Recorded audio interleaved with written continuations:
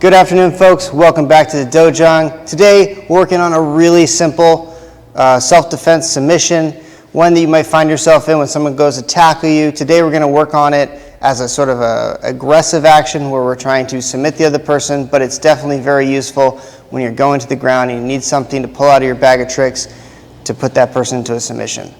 We're looking at the guillotine. So let's get into it a little bit. Jesse's here. You know, we're squaring off, and immediately I'm going to surge forward, wrap my two hands around his neck, and I'm going to go for a head snap.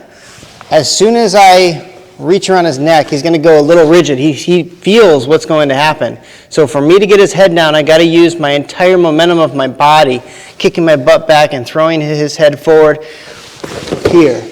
Once his head is below my elbow, it's easy for me to just take my arm, go right underneath the neck, come back up on the other side. Let's take a look at that from this direction. So the hand goes like a knife, goes underneath the chin, comes back up on the other side, and then we make a fist. We're going to grab our fist. Now his head's out a little too far, but I'm just trying to show you what's going on here. Ideally, you want his head up in your armpit. Once you make your fist, you grab your fist.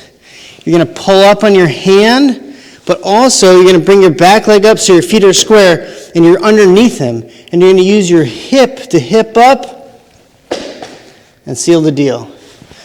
Now, this doesn't have to be used from a head snap. It can be used as he's coming in, grabbing my legs, just like number 2 defense against the tackle, just right here, okay? But for this instance, we're going to use the head snap. So we're going to take our two hands, back of the neck, kicking our butt back, throwing him down. One arm goes underneath the chin, hooks up around, my back leg steps up, so my feet are parallel. I get underneath him, hipping up, pulling up on the hand at the same time, until he taps. Now, one thing we do need to be aware of is that when I get into that position, so I go here, I do my head snap, I get a little locked up, and I go to hip up. His defense is to move around the side of my body this way, okay? If he moves this way, he's just going to go into it further. But what he'll like to do is he'll try to move around the side of my body and take me down. And for me, it's very hard for me to get that submission.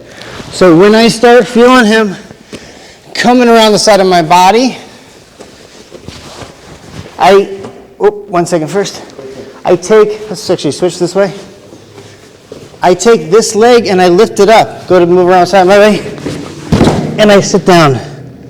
And then right away from here, I can do the guillotine even better.